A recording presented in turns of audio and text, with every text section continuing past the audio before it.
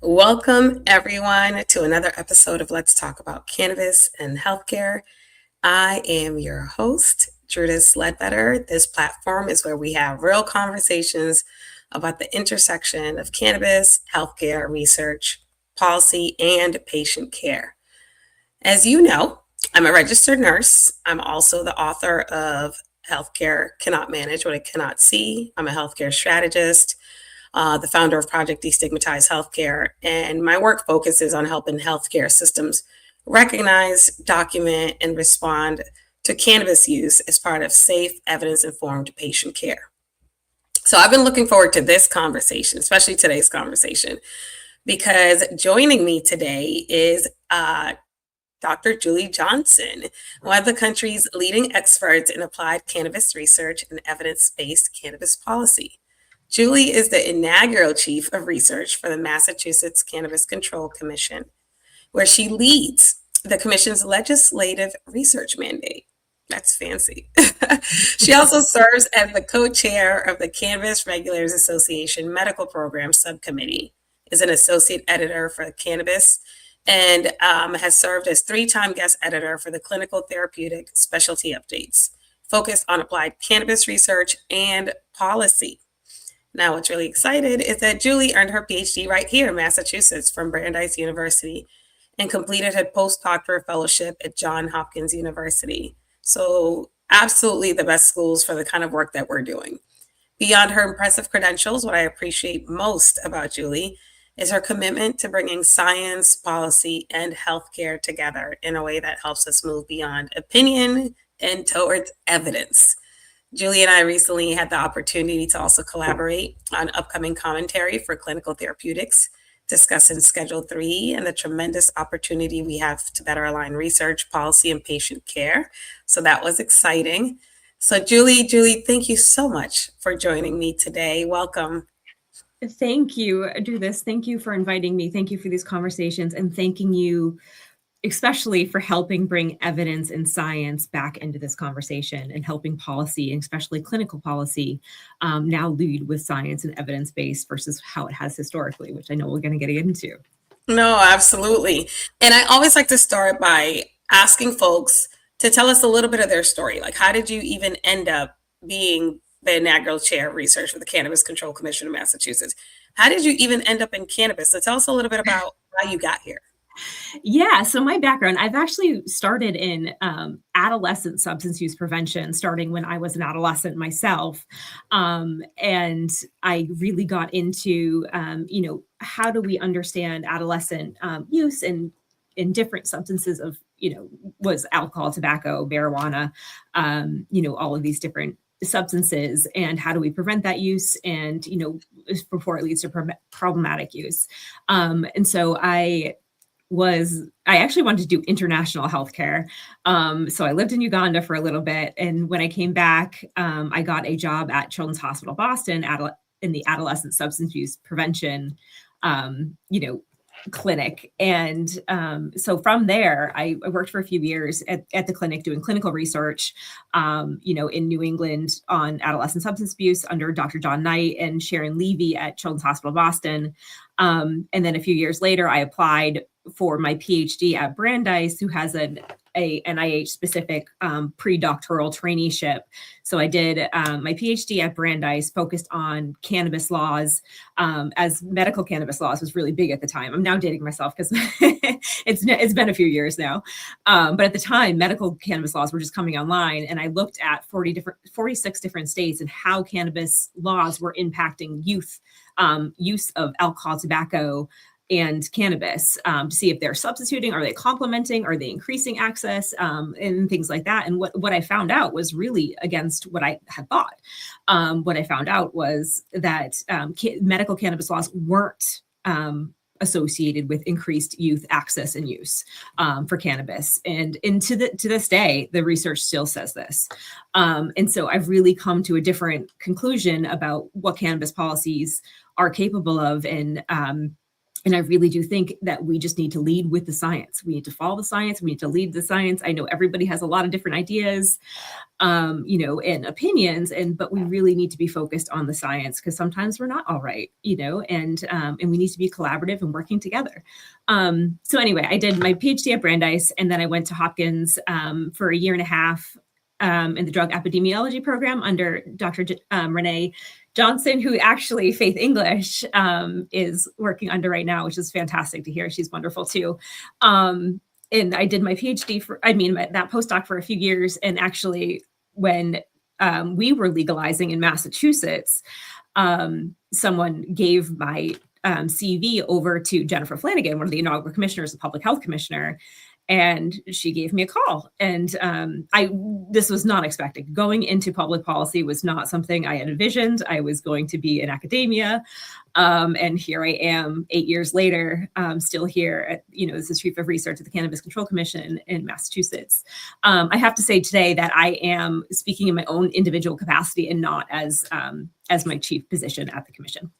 No, absolutely. I'm glad that you clarify that, just because I know sometimes being in the political eye creates a lot of disclosure issues and interest, and you have to be absolutely fully transparent. I think, interestingly enough, even though this episode is about cannabis, I always wondered why I didn't go into politics. And I was like, that's because I want to preserve my ability to have relationships that are not scrutinized, because I love to experience humans. So I know that if you're thinking academia and then you end up in politics, you're like, oh my gosh, I'm in the public eye, and all these other things that have nothing to do with my work matter, right?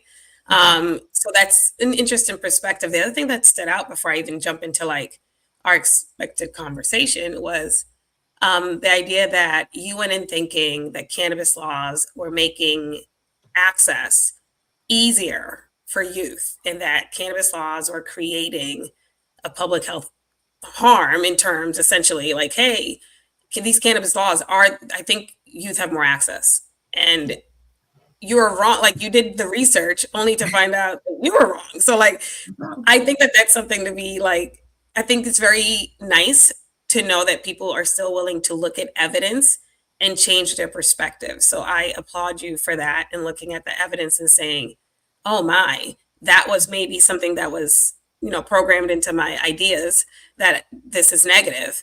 And now I have evidence in front of me that's saying the exact opposite, because that's a big point, especially here in Massachusetts. Now that, the week has been wild, but this week in particular, we got the final no question for the adult use cannabis repeal that is going on. So there was this Virginia group that spent all this money advertising to try to repeal the adult use market here in Massachusetts. And they're basically saying delete 94GL, right? So they're saying delete the governance, delete the legislations, delete the programs, delete the money that's been going to support substance use and our communities, and just throw it out the window because we're afraid of this plant in a way. And they're using the youth as an issue.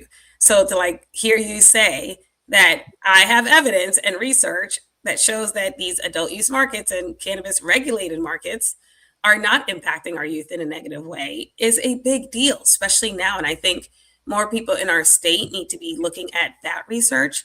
And that's an opportunity. You're an expert in it, an opportunity for even you to say, hey, remember this article? This is still really true. And because my concern is that when you have a bunch of people spending money on commercials, feeding you propaganda, the same thing that happened during the DARE program times will happen. People will really buy into the idea that this is not good, and that this is making our youth crazy and causing psychosis in youth and all the things that they're touting and saying. But we have data, and the data is speaking. So that's kind of that was such a sidebar, but we're going to jump right back into our topic. So I'm going to go back to something that sounds super simple, but it's actually incredibly complex. What does the term medical cannabis actually mean from a research perspective? And why is cannabis study, it's so difficult to study in comparison to other medications?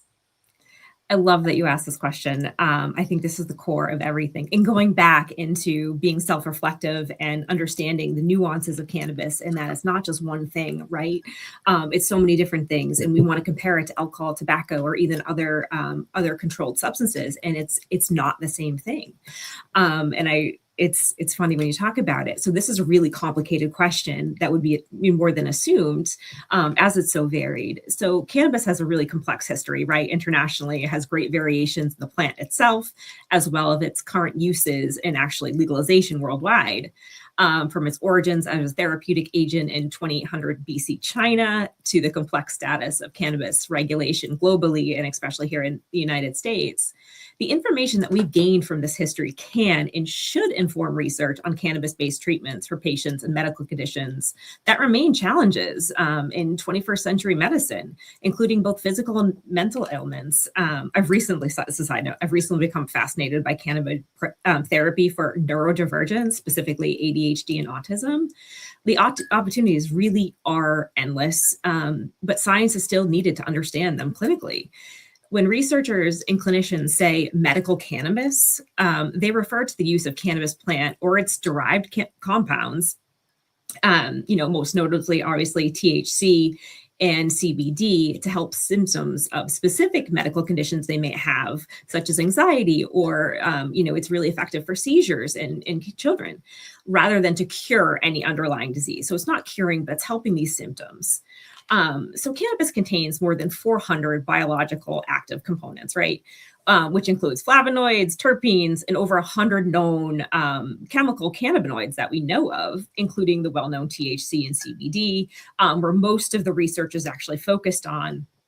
And so for a little refresher, just for anyone that may not be, as nuanced in this, THC is responsible for the most psychoactive and intoxicating effects with the CB1 cannabinoid receptors, whereas CBD is non-intoxicating, but actually modulates THC's effects. However, the clinical effect of any product really heavily depends on the specific dose, the ratio, the formulation. And that's where I go back to cannabis is complicated. It is not alcohol. It is not tobacco. It is not, any of these substances that are really isolated compounds. This is a very complex plant, and the way it's consumed, the way it's used is so varied. And so that really makes research really difficult. Actually, for the 2026, the January specialty update, Dr. Ruth Fisher actually wrote a brilliant commentary assessing what is a cannabis user. It really comes down to that basic. And this her work really highlights the heterogeneity in how we both think about and capture medical cannabis in a research perspective. She finds that current research methods lack consistency in defining key variables, such as occasional use versus heavy use. We know that is very different. It also shows current methods fail to capture sufficient nuance in cannabis use patterns, such as lifetime patterns of use, its form, is it flower, concentrate, edibles, how are you using, the dose, and especially the cannabinoid profile and contents. And then that's even before you getting into the testing of that content and what that actually looks like. How reliable are those tests? More structurally, I would say that the methods fail to identify cannabis users due to self-report biases, lack of standardized codes for general cannabis use, such as, and you know this very well, Drudys, is cannabis hyperemesis syndrome, or what we refer to as cyclical vomiting, as well as inaccuracies in biological tests. We've heard a lot of people talk about standardization, and this is so critically important for cannabis, going back to the plant complexity, is we need standardized measures or metrics to be able to compare one study to another study. Without that, we are really comparing, apples to THC gummy bears. It's just not the same, and we can't compare that. So it's like one study is one study is one study, just like one state policy is one state policy. It really is, more of a case study than something that you can derive from and say something more universal. So I always laugh because I always used to say that cannabis is heterogeneous all the time. Cannabis is like the plant is heterogeneous, but now we really are thinking about, how this cannabis policy and the plant, both of these huge phenomenon are heterogeneous, which really underscores the research and the comparability of research, and then really impacting clinical practice and what clinicians know and understand, and what they feel comfortable recommending to their patients, or understanding about any adverse effects in the same vein. So policy developed in the past 30 years has really been light years ahead of the science, or what we know about cannabis use. So we're now scratching the surface of that, but we really are in a great opportunity now, which I know we're going to get into with Schedule 3. But it really is changing, and is changing fast. No, absolutely. That is so helpful, because it sounds like you can't study cannabis like you study a single pharmaceutical product, because cannabis is many things and it has many components. And it almost feels like we don't know the plant well enough to have metrics to be able to really have meaningful research. And I can't help but to think that this is exactly why I wrote a book. I wrote Healthcare Cannot Manage What It Cannot See, because I said, great if we educate all the nurses, right? Because Mhm. that's been where our nursing focus has been. The American Cannabis Association has been championing nursing cannabis education. They finally had a huge win in June with the American Nurses Association National Assembly accepting their recommendation for universal cannabis education for all nurses that are part of the ANA. So that's 5 million nurses in the US excited to get ready to have this documentation, right? But what are we documenting? And what is it that we're documenting? And that you mentioned standardization being such an important issue for both research and healthcare. And in the beginning of my discovery, I realized that the language that healthcare uses varies differently, even in our own research. So what you're saying is ringing so true to me, because I spent a year and a half doing research, and I was like, I still don't know who's calling what. Like, can I say that these two? And for me, it's important to do meta-analysis of data, Mhm. because that's where you find the hidden spots, right?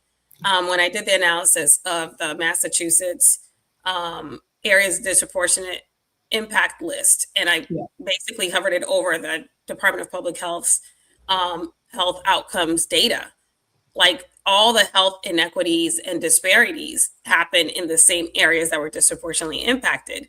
And I remember in April when you joined us for Conversations, thank you again, and we had that initial fireside chat, we were talking about like the fact that all of this feeds into the lack of standardization. We don't have a common language. Now, there are groups working on common language like ASTM, the D37 Cannabis Subcommittee. I am particularly interested in terminology, so I serve on the terminology subcommittee for that. And it's really hard because it's a volunteer organization. So I think anybody who cares should join it. Um, but what we're doing is defining the language that either is going to be on the labels, it's going to be in the records, it's going to be in it's going to be in the research, and they're all defining it from its utilization for products, hemp, and all the things that nationally we're saying cannabis is capable of. I think we don't even know what cannabis is capable of, right? And I until we do that, and I'm trying to get to the part where we go, why is it so important for clinicians and researchers to understand the difference and to align on standardized language? Yeah, and it's funny because we talk about standardized language like it's it's a normal product, but like really, this all goes back to the context and the politics of cannabis legalization and regulation that's not only national here in the US, but globally. We're thinking about these international treaties. So it really does go back so much further. But now, what we have, because we've had to patch meal cannabis, medical cannabis policy together at like the state level, localized levels, now we just have, again, apples compared to THC gummy bears, right? From the policy, the plant, how it's consumed, what metrics people are using it for, what we mean by medical cannabis. I mean, all of these are are different depending on who you ask. And it really all does come back down to the history of the policy of medical cannabis and cannabis use, and how it was sensationalized in the early 1900s here in the United States, and how that captured international control policies. It is fascinating, but that is the unintended consequence, is these lack of standards, these lack of science, and being able to study the plant in order to really have a fundamental good understanding for medical benefits or otherwise. No, absolutely. I think it's such an important to understand the foundation of how we even got here, right? Mm-hmm. Because cannabis has been used therapeutically for thousands of years. You mentioned the history. So how did we move from that history to like federal prohibition? It's really, I'll try to break this down on a historical timeline. We know that cannabis, because we always think about cannabis being illegal, right? But cannabis has actually been legal and medically used for millennia. So much longer than it has been, illegal, right? So versus this prohibition, which has only occurred really in the past century. And so that past century of, stigmatization and lack of science really cultivated to where we are today. So pre-prohibition days, so talking like the 16 to 1900s, hemp cultivation was actually really central to early American economic life. If you think about it, George Washington actually grew hemp on his industrial crop at Mount Vernon. Cannabis was historically part of the US pharmacopoeia until it wasn't, because of politics. And actually, through the 19th century, cannabis was sold in pharmacies, although largely unregulated. So the majority of our history, it was legal and it was medicinally used and therapeutic used, even if it wasn't necessarily studied in the scientific methodologies we have today. However, this past century of restrictive cannabis policies in the US and globally has really constrained scientific inquiry and consensus, leaving substantial gaps in the evidence-based, just as more liberalized medical cannabis laws and programs have emerged. The irony is definitely not lost on me, and I know you. And I hate to say it, but cannabis control and prohibition globally really started with the US.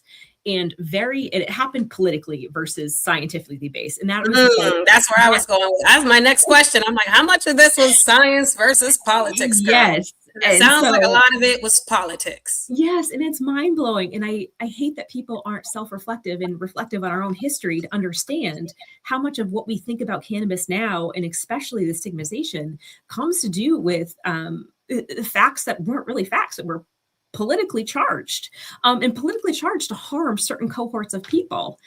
So to take a step back, in the early 1900s, cannabis became controversial in the US largely due to racism and fear of immigrants, specifically Mexican immigrants, and political pressure at the time. This was not science-based and it was not public health informed.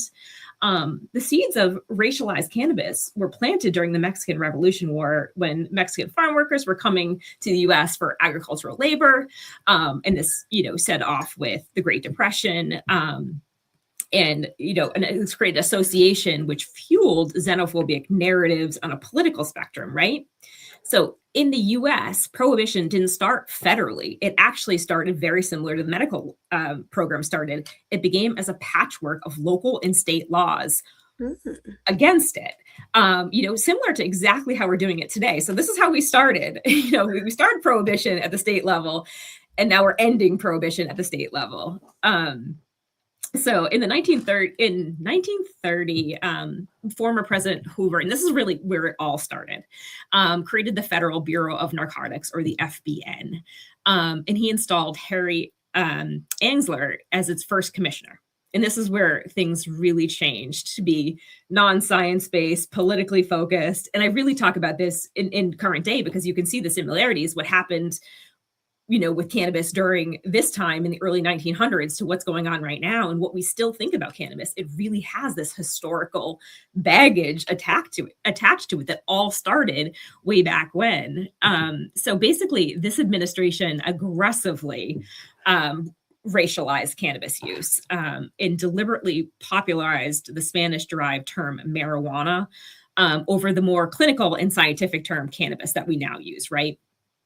And so over time, these attitudes led to stricter federal actions, not only state levels. Now they're starting to be at the federal level, starting with the Marijuana Tax Act of 1937, which was championed again by Anslinger and imposed prohibition, registration fees, and taxes on cannabis. And this basically effectively criminalized the medical use of cannabis. Mm.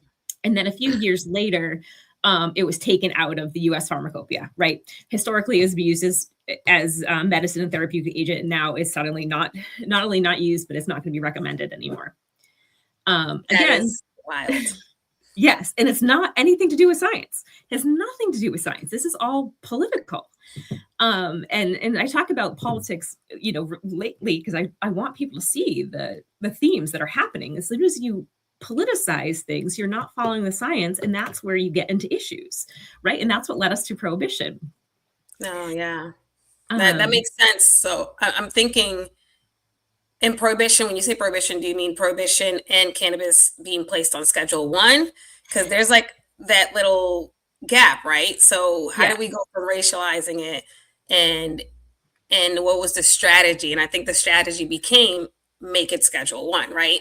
Yes. And then how did that Schedule 1 classification then impact over the last several decades science and research that would have given us the better answers that we should have now? Yeah, exactly. So the Marijuana Tax Act kind of used different regulations to make doctors not be able to prescribe anymore or not wanting to prescribe anymore. But it was really the Controlled Substance Act of 1970 that we talk about prohibition, right? That's when prohibition was really built into law. And it was categorized as Schedule 1 drug, meaning no accepted medical use, high abuse risk, alongside heroin. So these are the substances cannabis is compared to and scheduled under federal law. And so it really is. So these decisions really did fuel the war on drugs and influence global cannabis prohibition. And cannabis prohibition internationally was more focused on control versus prohibition, right? And so we had prohibition in the United States, but internationally it was more based on control, which is a whole nother ballgame, right? Girl, I was going to say that's a whole nother ballgame because a few years ago I was at a Parabola event and one of the speakers said, even the language that we're using now is very reminiscent of how prohibition came about. This is just prohibition rebranded, right? Yeah. Because all the regulatory bodies are control bodies. And no Yeah. offense, but you work for the Cannabis Control Commission, Yeah. and everybody has control or governance or management over what this is. When truly, I mean, as a clinician and as a patient, I believe free the plant, free the people. Because when you free the plant, right, you allow the plant to actually be researched and studied so that we can fully understand the plant and all of its components. And there's like tons of research on cannabis. So I almost want like everyone to put all their research together and say, what is this plant? What are the components? What can they do? What is the, pharmacology of this? What is, the physiology of the plant? Like how does it decay? How is it amplified? I just want to know what we're working with so then we can say, oh, I wonder if these parts, because I think once you classify it, you can say if these parts of the plant act this way, and we know the science of how disease and inflammation and all these other things act, then we can have targeted research. And I think that I would love to see research and pharmacology move towards looking at the entire plant, understanding the entire plant, and then using that knowledge to guide how they are going to solve our established problems. Not everyone trying to pick and point one problem that they want to solve and only studying that one thing. Yeah. But you said something that made me go, which is, I have my notebook because I'm old school. We started at the state level with prohibition, right? Yeah. And we're doing the same thing now at the state level with reversal. And I was thinking what made prohibition successful was that it had a political strategy, it had a infrastructure strategy, it had a governance strategy, and it was very clear how they moved from that to then a unified language strategy and mass marketing, and then created programs to share that knowledge. So if we want to be successful at removing prohibition, we need to invest the same amount of energy, political strategy, interdisciplinary, interdepartmental strategy to create a standard language and a standard like starting point where we can all say, this is the plant and this is who owns what and who's going to do what with the plant. I Yeah. always go back to the fact that money is the resource that everyone wants to hoard, and making a lot of money has become a bigger priority than impacting a lot of people.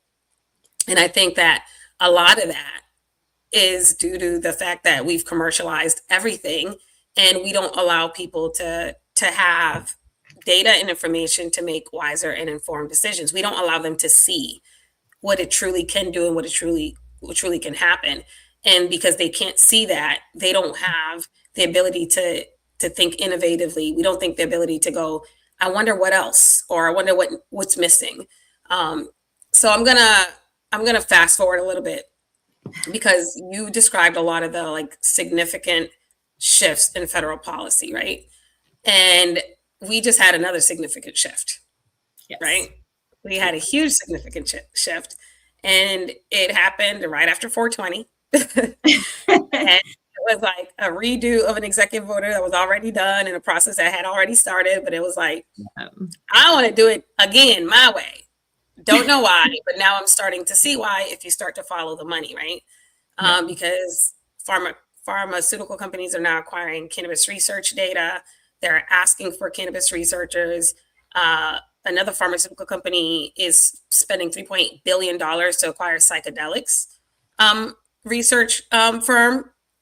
And although all those things will eventually benefit people, if we don't create the infrastructure for it to guide them to that benefit, and we don't create the education for people to be informed, and we don't have the research to make sure that we're doing evidence-based practice, we are basically not going to be successful at integrating cannabis or any new phenomenon that is happening or any now accepted phenomenon, because people have been using cannabis and psychedelics and all these other things for years. And if we don't start to capture it and evaluate the data and start analyzing these data points, we're not going to be able to see what we need to see to do what we need to do. So I'm going to go right into Schedule 3 because Schedule 3 is mostly the reason all this started, because we were all kind of waiting along the way, like, oh, Schedule 3 is going to happen. Is it going to happen? Is it not going to happen? Let's deschedule the plant. The Americans for Safe Access was like, put it in a new schedule. Let's create a new schedule. The nursing is like, let's make sure we have research and education. But for research, it has been touted as the most significant milestone. So I want to know, everybody has their idea of why this is good and bad. For research, why is Schedule 3 such a significant milestone? What does it create for research? And what barriers will still remain even if cannabis is ultimately the whole plant moved to Schedule 3? Because medical cannabis programs and pharmaceutical synthetic cannabinoids are currently Schedule 3. So we have a current problem. We have a Schedule 3 medication in our formulary, per se, that we don't know how to deal with. But what happens for research? Like, what does this really mean? And then how would you, because I know you give me such good answers, I'm going to give you like a few questions in here because I know you're going to work through it. So why is it a significant milestone? What opportunities does it create for research? And what barriers are still in the way? That's a great question. I mean, it's so complicated. And this is why I love cannabis and cannabis policy, because I'm a social scientist by nature and by, by human form. And I love looking at all these gray areas. And so you take medical cannabis, right, that we all know is helpful and efficacious in a way, even without the science. You have all this anecdotal evidence for years. We know that cannabis was politicized to harm certain groups of people, and that's what we're trying to rectify now. And so you take a century of stigmatization and prohibition, and then you say suddenly, like, it's it is medical. And this started with, obviously, in 2023 when HHS started reevaluating cannabis science.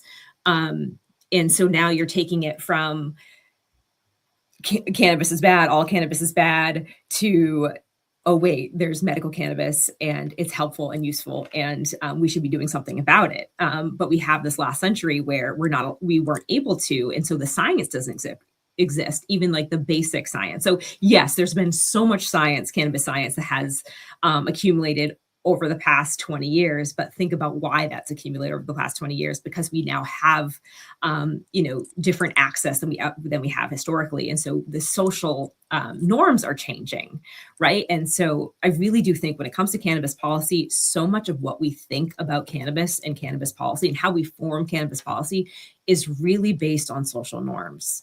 And so with any policy, we don't know how it's going to, play out, right? We have all these hopes and we think, and but we really don't know until we have, at least 10 years of political digestion and to really understand, because we know that there's going to be, prohibitionists coming out. There's going to be all these legal things and in studies. And I think it's really important too to also note that the April 2026 federal policy change rescheduling medical cannabis products does not include non-medical cannabis. And so bulk cannabis, extracts, materials used to make medical products, these are all still Schedule 1.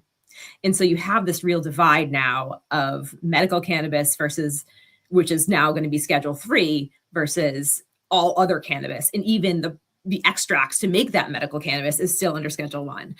It creates all these political complexities, right? And you can only imagine, based on our history of cannabis, like what that's going to look like in this modern era. But despite that, key changes will help facilitate critical research and ease formal federal barriers. And those include researchers only needing a Schedule 3 DEA license versus a Schedule 1, which will ease federal storage and reporting requirements. Medical cannabis product manufacturers are no longer subject to federal tax code section 28E.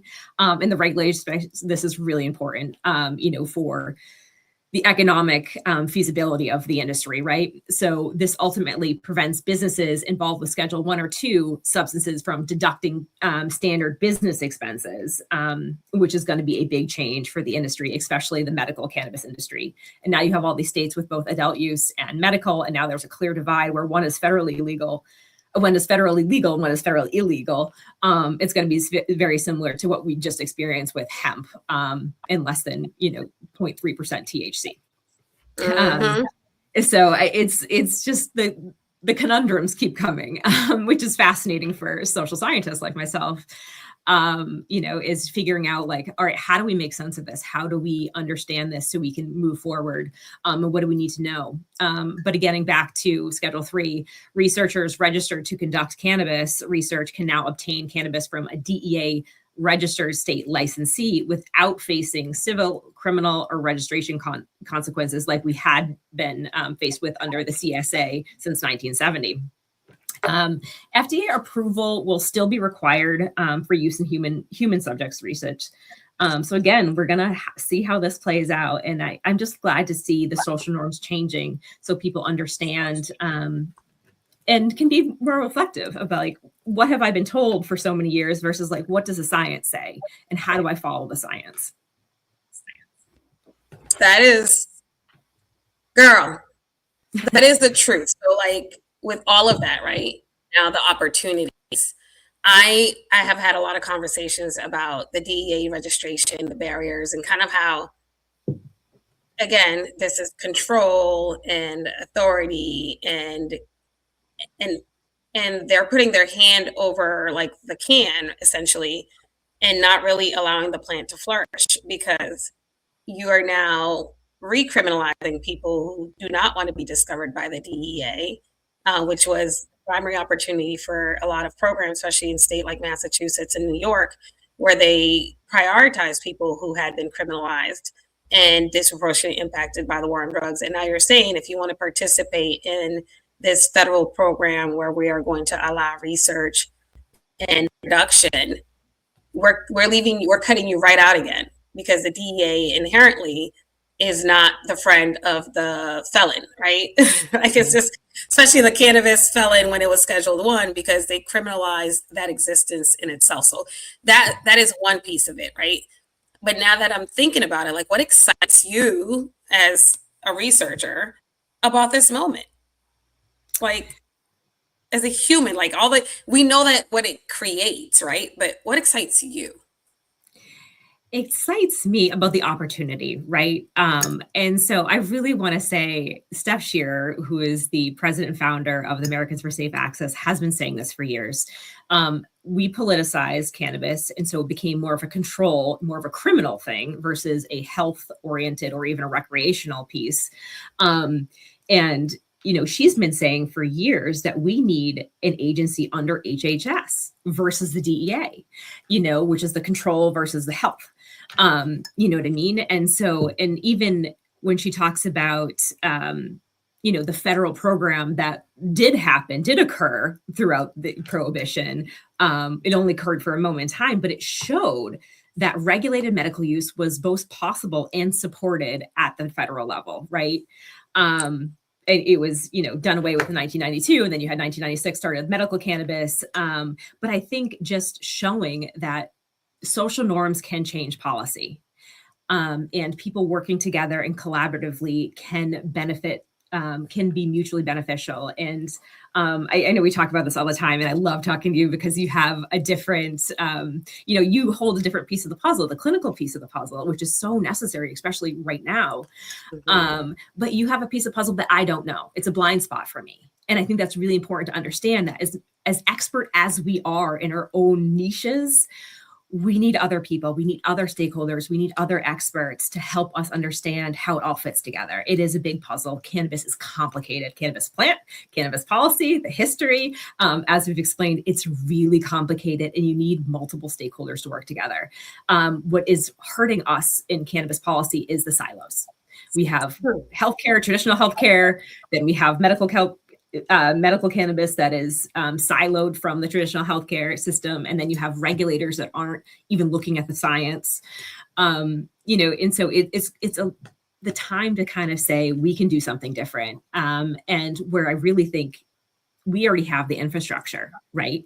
So I was talking about Massachusetts because I'm in Massachusetts, right? But Massachusetts has the infrastructure to really move ahead with medical cannabis and cannabis science. It has the biotech, has the clinical, has everything that we would need to move ahead and really create robust research infrastructure for medical cannabis. And I think that's really important for clinicians to start taking medical cannabis more seriously, but it's not going to be taken seriously until we have the science. And so it all comes back. You see how it's kind of all interconnected, right? Girl, it is always interconnected. And Interconnection. One of the things that I always laugh about is the fact that this is very fascinating to everyone in their own silos. So and I'm going to bring this back, shameless plug to my book, Healthcare Cannot Manage What It Cannot See. I might even bring the book on stage to cover so people can kind of see. Let me add the book to the stage and see what happens. This is the book cover for the stage, right? Healthcare Cannot Manage What It Cannot See. When I first started writing this book, I was in particular focusing on the cannabis documentation gap in the clinical spaces.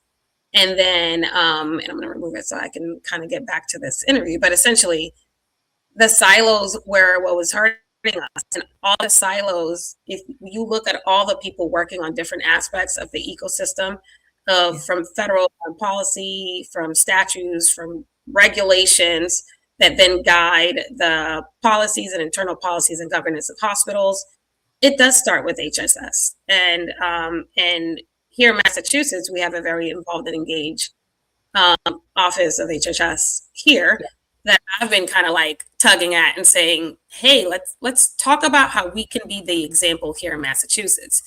And at the same time, the reason I brought up my book is because the book created a lot of questions that I didn't have the answers to. And we do need that cross-departmental, cross-discipline collaboration. So what I did was, and thank you for joining us on August 8th. Again, another shameless plug, my book launch is not a traditional book launch. It's August 8th. It's a virtual book launch. And it is going to bring together researchers, policymakers, regulators, government officials, people in these offices to really say, what do we need to build and what infrastructure needs to exist for this to happen the right way. And one of the things that I think you'll enjoy about the book is that I went deep in the research. We've done this a bunch of times. We have had a new phenomenon enter healthcare, and we've addressed the needs, but we can't address the needs if we don't see the needs, and we need data to see the needs. So it does all start with policy and research. And one of the things is that while policy may be changing our healthcare systems, and our perception of cannabis, we are still struggling within healthcare to properly document and understand what that means for clinical care and patient outcomes. And that brings us back again to research, which is what you and I obviously connect very closely on. How do we produce high cannabis quality research? And what are some of the biggest limitations that researchers are facing? I'll do another shameless plug for Project Destigmatize Healthcare. I thought I could start a nonprofit, and because I wanted some baseline research. And it took a lot of collaboration. It took reaching out to people like you and Faith to kind of look, hey, what is this methodology make sense? And I knew that it was going to be very non-traditional because we just want to establish like, hey guys, this population of people exists. There is a risk for co-exposures. This population has a different way that they consume and different consumption patterns. And one of the biggest things that came out of like the pilot version of the study was that like 80% of the participants were daily users. And I'm like, well, duh, that's how most cannabis like I don't skip my diabetes medication if I'm diabetic. So if I'm using this for medical purposes, I am a daily user. So going back to that language standards and how we define users, cannabis users, that's important. So I'm thinking again, what is currently missing in research and research structure and data that could and would improve patient care? And so that is a really good point. And this is why I like scream at the wall, being like, it all is interconnected. So we have the policy, the research, and the clinical care. When you think about cannabis historically, you think of it as a controlled, right? Because the policy drives clinical infrastructure and what medical, what the historic medical field does, because this is all based on federal guidance, right? Where cannabis is different. We're working from the state level. And so you're looking at the metrics that aren't comparable to the infrastructure and how we collect data, either cannabis or from the medical system, right? And I laugh because I went to my doctor's and you have to, they give you an iPad and you do all the things, right? And it had substance use with alcohol, tobacco, cannabis, all these other illicit drugs. And then it was like your prescribed medicines, right? So they are still siloed in the medical infrastructure, data infrastructure. And that really sets off alarms, being like, if, the stigma attached to that, like, are people going to feel comfortable admitting their cannabis use for medical or therapeutic use if it's still being labeled as an illicit substance and something to be ashamed of, right? And human behavior, shame, all these things makes it much less harder to capture or for even patients to disclose it. And then you have the clinicians who don't have the education because it doesn't exist in the standardized way to understand what cannabis does and the interactions, drug on drug interactions, and how it affects, cognitive acute effects to long-term effects. We're really missing everything on the spectrum. Oh yeah, girl. And it all comes down to policy and non-scientifically backed policies that we have had in the last century. And it drives me bananas because I'm such a like black and white when it comes to certain science things, and like we need to collect the data. How do we know anything if we're not collecting it? And how do we allow patients to come forth with their use if we're putting it under, oh, this should be shameful, right? And so I really think we need to humanize cannabis use and humanize what it means, and really have these better one-on-one interactions with patients, between patients and physicians. And then being able to categorize that in a way that makes sense with metrics. Metrics have to be, in order to be used in really good research, robust research, especially something that's peer reviewed, metrics have to be valid and reliable, meaning it has to be, a metric has to be isolating exactly what it says it's isolating, such as cannabis use or mode of use, and the reliability, meaning that measure has to be reliable over time in different cohorts. So if I'm asking, you about cannabis use, and I'm asking someone else about cannabis use, that measure has to be reliable. And we know that it's not with cannabis. We know that cannabis means a lot of different things. And so it's all these complexities all into one. And what I really hope is that multiple stakeholders come together. Again, and this is why I love talking to you. I love talking to, from your healthcare perspective, your expertise, because it's something I don't know. And I can't know how to do or construct a research study without knowing those nuances, right?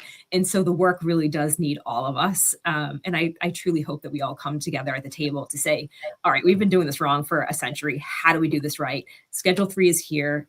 It's, as much as, drug prohibitions don't want it, it's here. And the more time that we spend battling it, that's time lost, right? And we've already lost a lot of time. Yeah. And so we really need people at the table. We need science to really take lead. No, absolutely. And I think when we think about science, I think about all the sciences, like the science of nursing, the science of sociology, all the sciences that need to take lead. Yeah. And what you're saying is so crucial.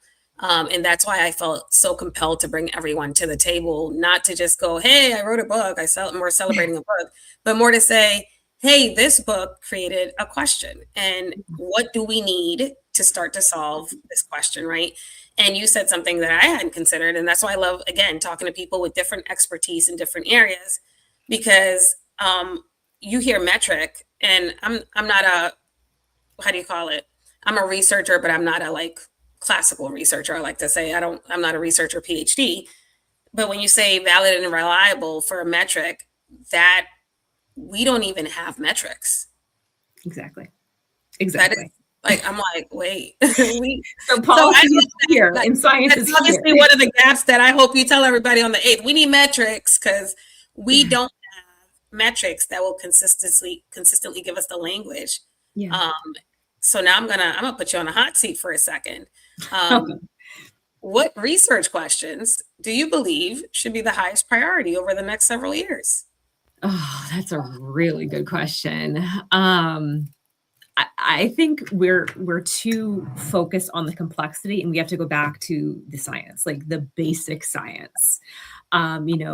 With looking at the cannabinoid profiles and the usage and how they're being used, and really structuring studies that are with Schedule 3, and having researchers be able to access the actual plant, and look at it in that way, where you can study it. You're ready. You can understand the chemical profile. You know exactly what the patient or the study participant is using, and really getting into the basic science.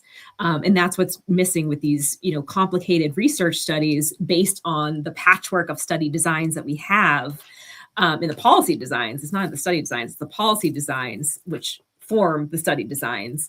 And so we really don't have the basic research when it comes to cannabis. And we really need to just say, let's hold up, let's go back to the basics, and let's build from the beginning. And I really do think that's missing. Everyone is full speed ahead with all these intricacies, and we need the basic science.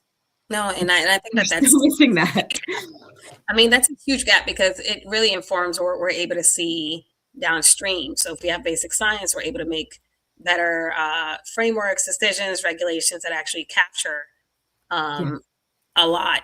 But I, as you were talking, I couldn't help but to think that we're creating a lot more confusion with the way that we've politicized this, because now we have Schedule 3 medicines that don't even exist yet, right? The synthetic cannabinoid stuff that's not even out yet. That's okay. It doesn't exist yet, except Marinol, right? And then we have program certified Schedule 3 cannabis products, which, if you look at the shelf on the other side, they're adult use products. They're just getting a medical discount. And then we have hemp. Oh yeah. So I don't know if you know Dr. Knox, but she's part of a family of doctors, and they are the founders of ACAM, alongside with Dashita Dawson, who's another scientist in this space. And she dropped a paper this year, and I said dropped a paper like it was an album, but because white papers are like an album drop. Yeah. She dropped a paper that was like one plant, one path, right? Because another area that creates tremendous confusion for clinicians and for patients is hemp. And I want to talk a little bit about, can you explain what people mean when they talk about the 2018 Farm Bill loophole? How did we end up with two endocannabinoid markets? And what is your thoughts on why this created so much confusion, not only for people, but for research? That's a really great question. And I don't think people understand the hugeness of how hemp has interacted with cannabis. So I can't believe we haven't mentioned this yet today, but it's one of the biggest complications for cannabis regulators and policymakers at the federal, state, and local levels, as well as really complicating the science with cannabinoid research and surveillance that we naturally have, because people really don't understand what hemp is versus what cannabis is and why it's different. So basically, in 2018, the federal farm bill, created two intoxicating cannabinoid markets, essentially by legalizing hemp-derived cannabis with no more than 0.3% delta 9 THC, while leaving marijuana or cannabis under the Controlled Substance Act, which we've already talked about, of 1970, which is really heavily controlled as a Schedule I drug. And so you have this federal market where there's legalized hemp that can be used for intoxicating cannabis for medical use. And then you have cannabis, which is highly regulated at the state level within these patchwork of designs. And so you create this market, this competing marketplace. And so it really produced two overlapping cannabinoid and toxic cannabinoid product markets, state regulated cannabis products in one and federally hemp derived products in another. Even when both were designed to deliver similar psychoactive effects, the issue being that hemp is much less regulated than state cannabis products, as well as cheaper and more accessible. And, coming from my background in youth, that's a really big concern with me, with youth. And so when I talk about, cannabis and youth issues with cannabis and potency, I do know that's a concern. That is a very valid concern. But research right now can't distinguish out cannabis use versus hemp-derived cannabinoids. And so if research doesn't have valid and reliable metrics to understand what kids are using, how do we know it's cannabis versus hemp? And how do we know what cannabinoids it is? And so that's something also which I think Schedule III will help us be able to decipher via actually being able to study the plant itself and test the plant itself and know what people are using and how they're studying and how they're, reacting to that in real time. That's research that we don't have yet. And so it's really complicated because people you'll have really smart clinicians, brilliant clinicians kind of talk about cannabis. And again, without standards, what are we talking about? Are we talking about hemp-derived cannabinoids? Are we talking about cannabis-derived cannabinoids? Are we talking about regulated versus non-regulated? In the testing and the fidelity of that testing. And so it really is complicated.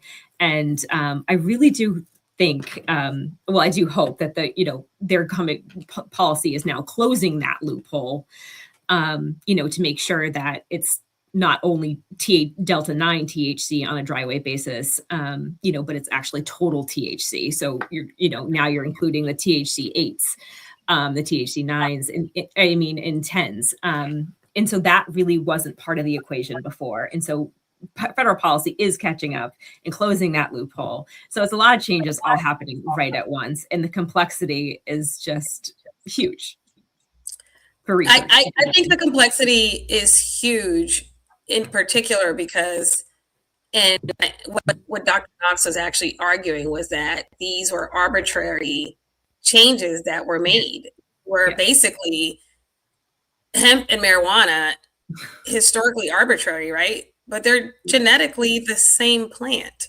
Same plant. So I think that alone is frustrating, to think that why do we have two sets of rules for the same plant? Why not study the plant divide it into the section it belongs in, and then regulate those sections as needed.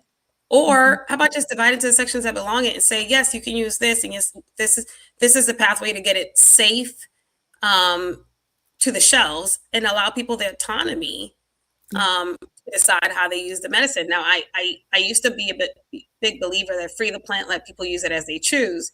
And then I've been having conversations with Dr. Jordan Tischler, who I'm hoping will also be joining us on the 8th as a subject matter expert. And he was basically saying, like, we don't need that much, like, people need guidance. Yeah. Because too much cannabis use will have negative impacts that you may not even have thought of as negative impacts. And I'll tell a personal story. There was a point in time where I was like, always, I was obsessed with tinctures. And like every 2 or 3 hours, I'm like, tincture, tincture. And then I was wondering why I had this overwhelming deep fatigue, right? And I'm like, oh, well, I over homeostasized. That's not a word. But you know, like, if you're trying to achieve homeostasis, there's also a balance. Yeah, it goes the other way. We often feel that if we regulate cannabis the right way, that we're going to lose the ability to choose our own balance. But I think the more information we have and the more population data we get and the more disclosure of actual use patterns that we're able to visualize and see in front of us, that we'll be able to see how it benefits and track how it benefits in certain doses for certain people, for certain conditions, which is what the point of what the research is, right? And I think that we haven't given ourselves that opportunity to do that. As we're getting close to the end of our time, I want to transition a little bit. I know you're not in your official capacity as the chief of research of Cannabis Control Commission, but if you were to be able to diplomatically share your opinion on what has been viewed as one of the country's leaders in cannabis policy and research, I'd love to share here a little bit, just a little plug about how Massachusetts approached cannabis differently from your perspective from any other states, and what makes Massachusetts uniquely positioned to lead nationally. And then I'll ask you that, like, at the end as you're closing, because you give me the good stuff. If Massachusetts could prioritize one area to invest in for this to go well, what should it be? So, you know, why are we uniquely positioned to lead? And what should we be investing in? Yeah, those are some great questions. And I love how we're coming full circle here. So Massachusetts did do it somewhat differently than other states. So most people don't realize this, but Massachusetts legislature back in 2026 had the brilliant foresight to enact a robust research agenda. Verbatim in the statute, it states that the commission basically should, the research agenda should inform future decisions that will aid in the closure of the illicit marketplace and to inform the commission on public health impacts of marijuana. That's written in the statute, and then it gives you all of these different metrics which we should be evaluating. And so we have done, those are some big responsibilities, right? The metrics aside, those are some huge responsibilities. And we've now seen the importance of proactive research and how that plays out or doesn't play out.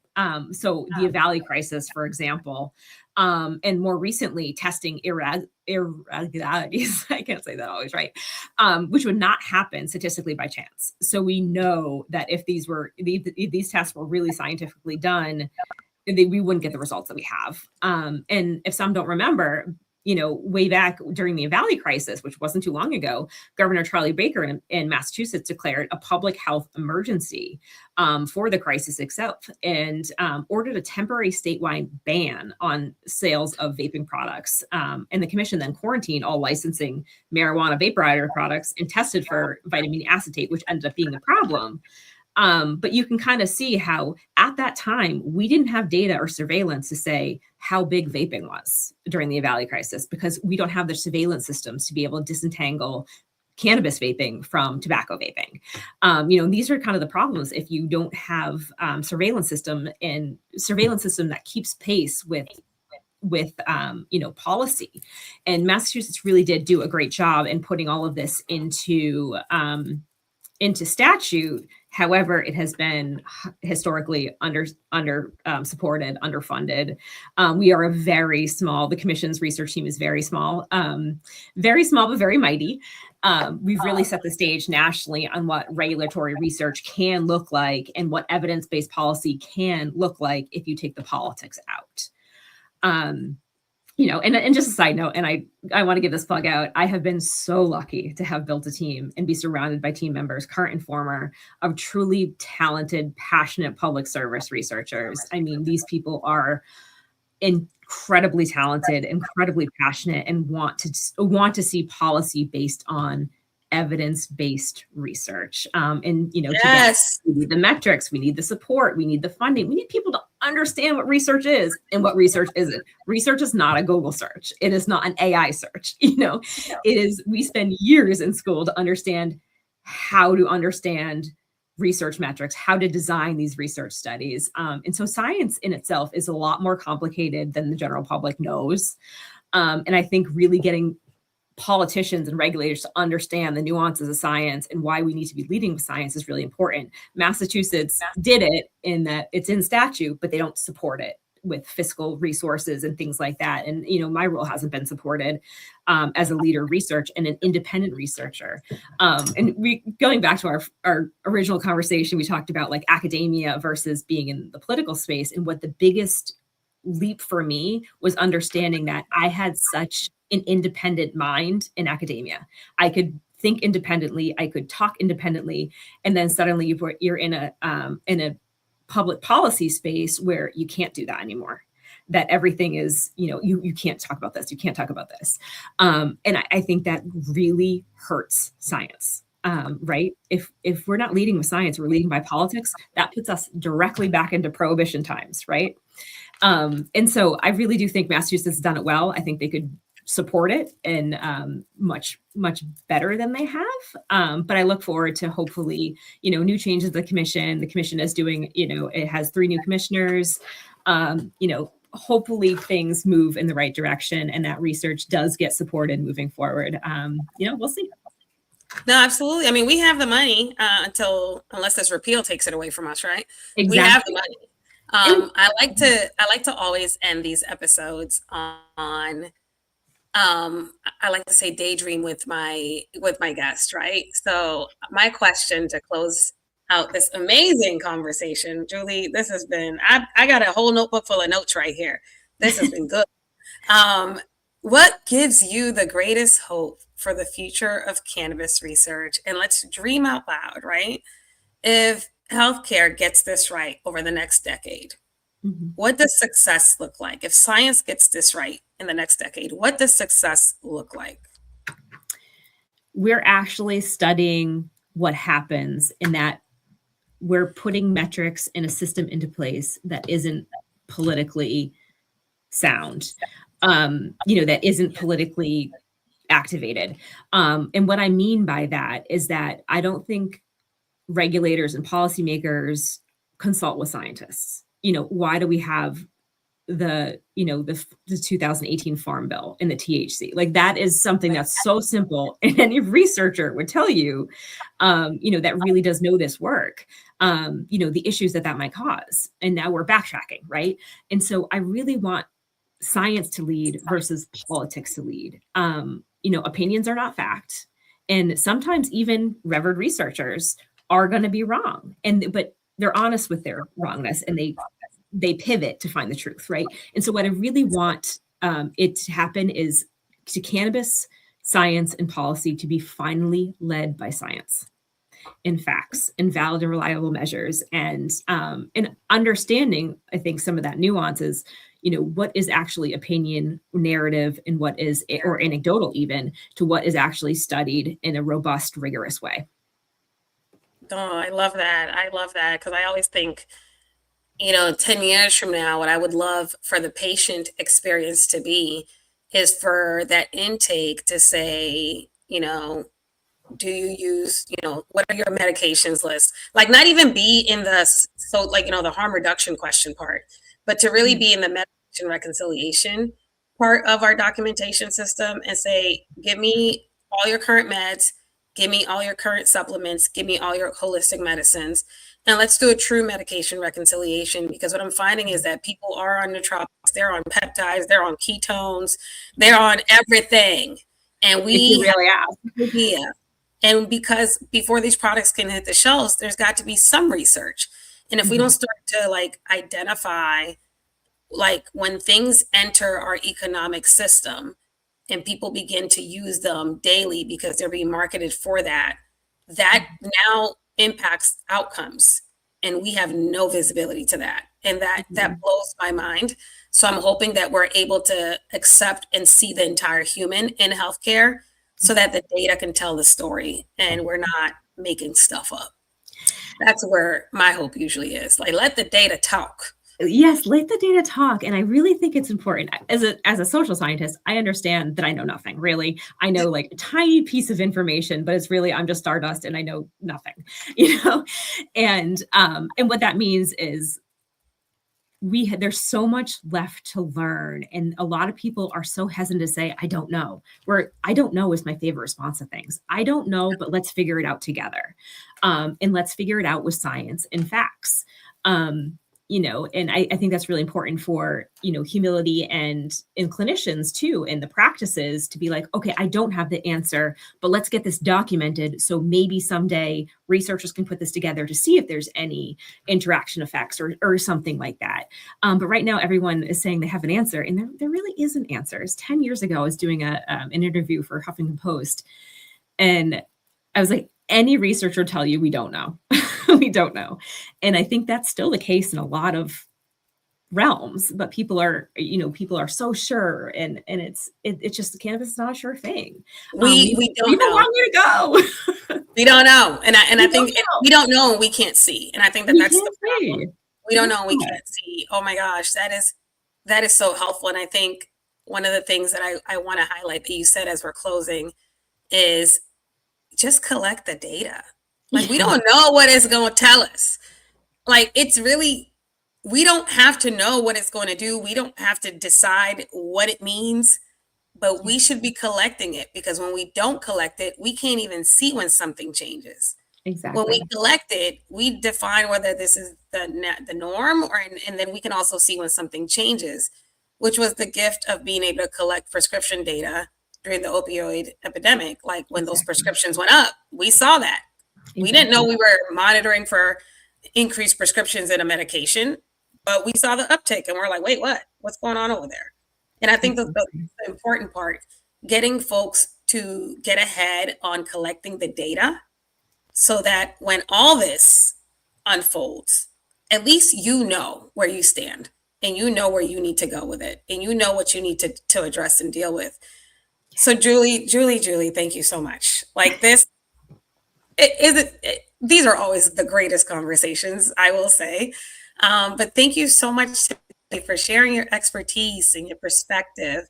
And honestly, I always appreciate our conversations because they remind me that meaningful healthcare transformation, meaningful anything happens when we collaborate. So when science, research, policy, and all of us come together, that is when something meaningful is going to come out of it. So I'm really like even more empowered to like see what happens on August 8th when we all get together and start going, okay, what's missing? What do we need to do? That's going to be like a really great opportunity. And it's going to be a great conversation.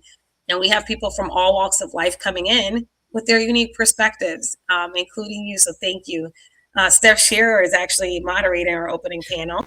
I know. So excited to see that. And former Commissioner Roy too. I would say like, and Dr. Deanna Summers, the president of the American Cannabis Nurses Association. Yes. Who, like, we are so present in healthcare. I was like, we need to be, like, the ACNA needs to be more present in nursing so they can see us and take it seriously and then move things forward.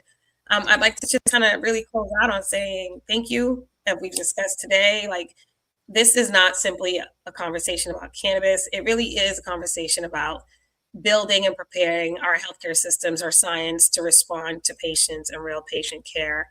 I think Schedule II does represent an important opportunity, but for policy alone, that's not going to be enough.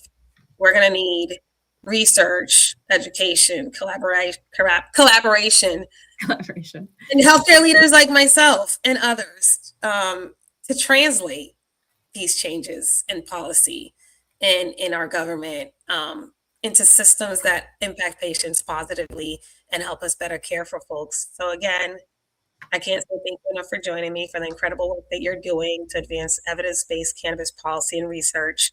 I hope that we are one day sitting and sharing findings with politicians before they start writing things down and making things permanent. That is really the hope. And I want to thank my audience, everyone listening today. If you enjoyed today's conversation, please subscribe, share this with a colleague, and join us for Let's Talk About Healthcare on this YouTube channel. And I think if you're a healthcare provider or researcher, anyone in this ecosystem, and you want to be part of those working groups that are going to answer these questions in August 8th, please reach out. Drudys Ledbetter on LinkedIn.